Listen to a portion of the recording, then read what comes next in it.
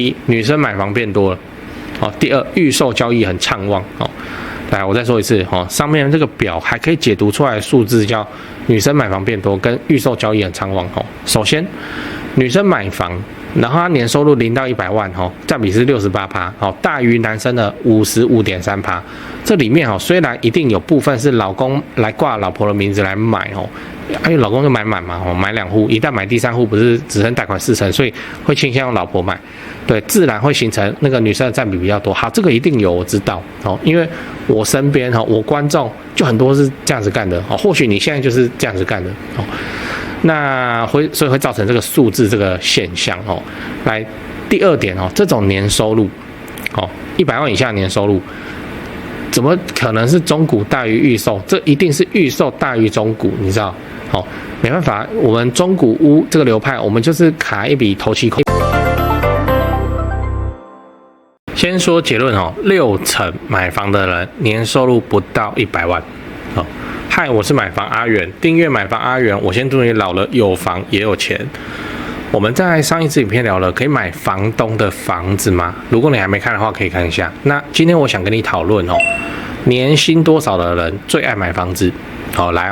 聊这个之前，我们先来看图这个图是拉联征拉出来的好，这个图的标题叫2023年购屋者样本数占比括号1年收分就这样反正你看女性都是高于的那年收入在100万以内的人占全部的比例占60%，然后其中有70%是女性你这有没有觉得很奇怪？那当然那个又要喷的就是什么没有，这个是另一半拿来挂人头的啦或者是怎么有没的。好，那你有没有想过，这些人如果买房子的话，其实是很吃力的很吃力的。即使他用新青安，即使他今天用新青安来买房，房贷贷了1000万，缴30年，那他一个月也要还38000呢。以台湾的平均薪资45000来说，对啊，45000就是符合年薪100万以下嘛那这是缴了房贷以后只剩吃饭钱呢。那为什么他们还要这么拼命的去买房子如果你的答案是对啊，他们太不理智了那你其实就掉入了我的陷阱因为假设你的月薪只有45000，你根本不会去买1000万的房子说白了，你也知道你自己付不出来，所以你要知道，买房子的门槛其实没有你想象中的高就我们认真说，如果你想要买一间500万以下的房子，当然找得到当然找得到。我说的是高雄当然你就不要去笑想什么电梯3房高楼层有景观大概你的选择只剩下套房跟公寓可以选然后离捷运都非常的远，这样好。我知道我之前的影片有说过，买房的首选就是电梯3房而公寓跟套房这2种产品的投报率涨幅就真的还好而已累了不要再拿什么套房涨多少，那个就跟你说，那个就不是大范围会发生的事情，那个大局还是3房涨起来预售涨起来，那个套房公寓是跟而已那你刚好看到那个翻1倍2倍的，然后拿出来讲，它不代表这整个市场公寓跟套房涨幅真的还好而已但现在这个时代就是存钱的速度就跟不上资产的膨胀我之前就有拍过影片来讲玩5年买房会少赚多少你可以去复习一下。反正那一结论就是你还没上车，那你未来就是怎样会越来越难上车套房虽然它投报率还好，对，但至少你有办法上车嘛。你上了车以后，你就用这5年好好的缴房贷存钱，5年以后这个资产膨胀，你才有机会去换到下一间你想要的2房或3房。但如果你还没有上车，就这5年之内，你就是靠你的薪资在那边存钱，然后很多就会手痒，就要去买股票，想说股票涨了以后可以多多少少来帮一点头期款，这不要赔掉就万幸了，好不好？然后要不然讲存股，拜托2万多点你在存股有没有搞错对，所以我很反对股票就是这样最后你要知道，政府其实也是暗示鼓励你买房子对啊，政府也在鼓励你买房子新青安，对不对？这种人道走廊政策我们就不讲了这个大家都知道。但你有想过为什么政府要搞一个重购退税400万吗？重购退税400万，重购退税是什么？我可以看一下这个我之前拍过。简单的说就是你在2年之内卖 A 买 B， 那2间的价差你价差大于也可以反正它就是最高就是退你400万的房地合一税。也就是说政府希望什么？它是希望你的房子要流动呢。虽然房地合一2.0它限制了大家就是要把那个房子放很长才来卖，通常放3年到5年哦，最好是6年的第1天才开始卖，第6年第1天。对，可是他也没有要你说啊，既然都要抽，而且是没有落日哦，没有落日意思是说你这个房子放再久哦，不会有一天政府要抽0%，不会哦。那政府他弄了重购退税400万要干嘛？他要房子流动，他也不要你说啊，你就这样子哦，被你买了的时候，从此这个房子哦就消失在市场中了，就不会这样买卖，这样子哦供应一定来不及。对，他就弄重购退税400万让你来换哦，让你来换，就这样啊。那一旦你可以发动重购退税400万。那你其实是不被那个什么房地合一2.0绑住的反正就是400万额度。如果他今天搞个重购退税4000万额度，你猜会发生什么事？我跟你讲，大家在那边放到那个获利20年、30年以后3000多，快4000他才要拿出来卖，这又被封闭太久了。总之就是你愿意在接近400的时候你就拿出来卖，房子是会流动的对，就这样。政府没有要把房子都锁死，他就是要把房子买卖的周期都拉长原本放1年就要卖的现在都要放3年5年然后用重购退税给他跑他也没有说啊，就反正你们买了都不要给我卖不是这种意思对啊，白话的解读不就是这样政府就不希望大家手上的房子其实都捏得死死的都不卖，然后市场中搞得都没有新的房源释出，然后那么预售屋又在直接给他开天价，然后让年轻人没有房子可以买，这就是一种政策的制定就是一种暗示所以你不用太担心买公寓或是套房不好。我们讲的不好是在有得选的情况之下，你选套房不好。但如果现在一个年轻人他银弹就不够，他就1年100万年薪以下，他就是平均薪资4万5而已，能上车就要先上车了不然怎么办这个我们大家都是这样过来的。讲完了我们整理一下，我们今天讲了年薪多少的人最爱买房子。那我先跟你分享这个联征的资料，就是有60%的人年收入都是在100万以下，其中有70%是女性那我也跟你分享了，其实买房的门槛没有那么高，你不要一开始就就想把新签用好用满如果你银弹不够，你可以从套房公寓开始看，对不对？然后高楼层有景观，就暂时跟你没关系不然嘞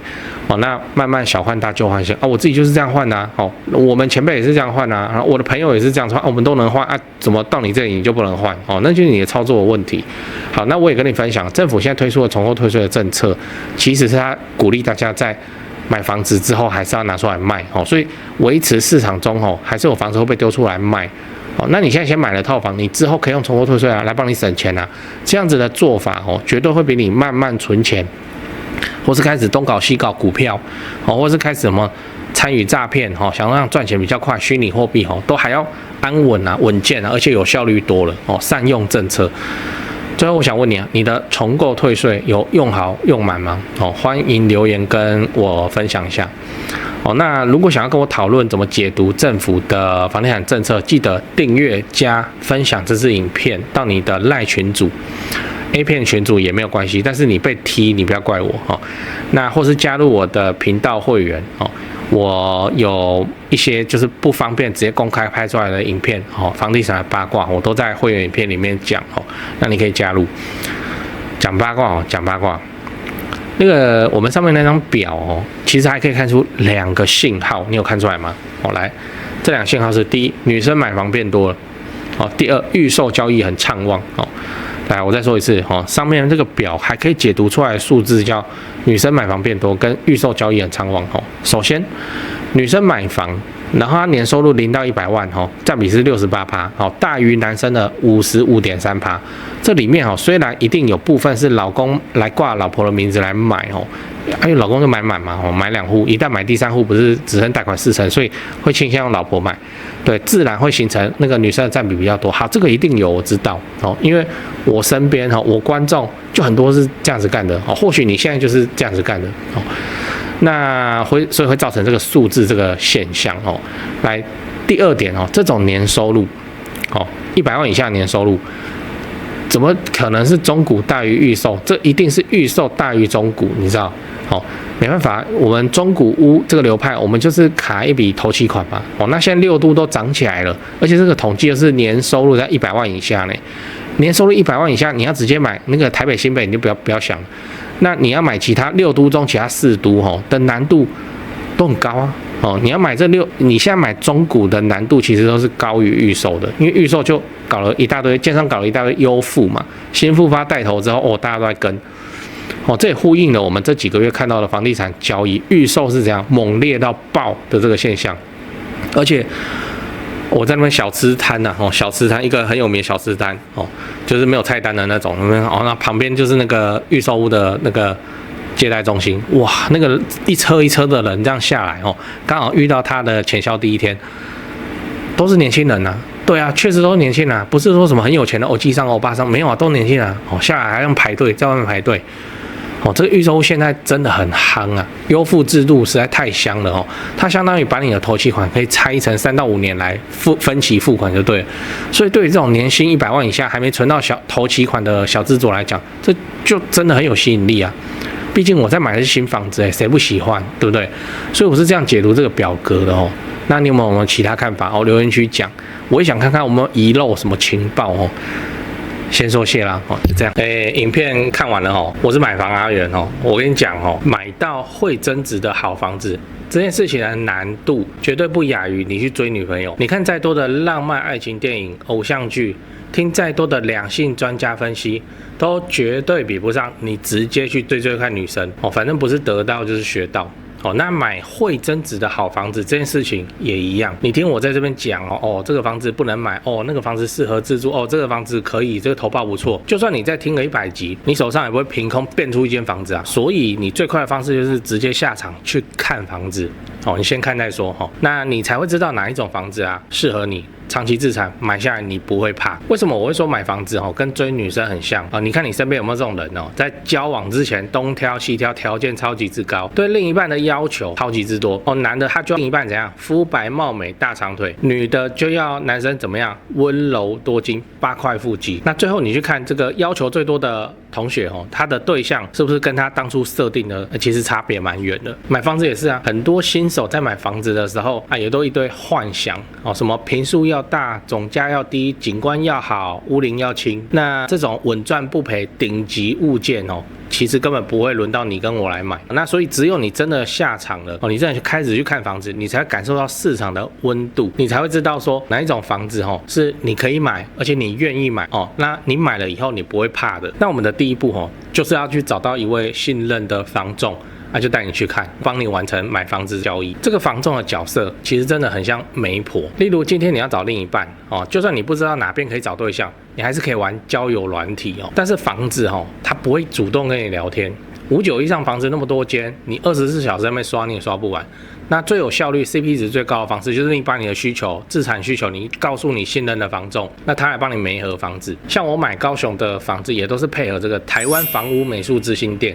我配合超久了，超过10年，我没骗你。那人家就是在地经营嘛，就是专业啊。那我跟他要房子他也都会先过滤适合自产的，他才会 po 给我，也不会强迫推销那你只要考虑这个房子你能不能接受这样就好了非常的 OK。 我是相当信任台湾房屋美术之星店，那我高雄的买卖都是委托他们，我自己有买卖过我才推荐给你的，而且买卖超过10年那我高雄的买卖都是委托他们我不骗你。在高雄不止台积电各项重大建设也都在盖。如果你要自产高雄，我就推荐你找台湾房屋美术之星店，因为我跟店长配合非常久了，非常的尽心负责，也有长期合作的装潢整理出租反正自产高雄，你有房子要买或是要卖我就推荐你找台湾房屋美术之星店。现在就加他们的买房阿元专用 LINE 小老鼠 go go go go go 小老鼠5个 go 那马上你就可以看到他会 po 给你那个适合自产的房子。但是我知道台北人怎么样？天龙人很多，我的观众还是中型台北，那你就加另一个 line 小老鼠 buy 台北，小老鼠买台北，小老鼠 BUYTAIPEI 就买台北的意思。这位我以前不敢 po 出来那这位是我台北市房地产的前辈导师，非常厉害的等级他店在信义区他平常主要都是服务台北市超高资产的客户台北市的房地产跟重大建设我有不懂我也是问他，所以不管你要自产台北新北或者你房子要给他们卖也都可以啦。那不过我要提醒一下既然你都敢去看台北市了，那你的实力就要够哦。你不要没多少钱，你说你要自产台北，就去闹我前辈那边哦。你实力就要够哦，不要没多少预算那边跑去闹哦，这样我真的会被他骂。那我台北、高雄的口袋名单我都推荐给你了哦。那自产台北你就加赖。我再说一次哦，高雄的赖是小老鼠 go 5个 go 哦。那台北的赖是小老鼠 buy 台北哦，小老鼠买台北。最后记得好房不好，不要炒房。长期自产出租，配合政府的社会住宅政策，做个好房东，合法缴税。额外提醒，欢迎加入我买房阿元的付费频道会员，订阅买房阿元。我先祝你老了有房也有钱。OK。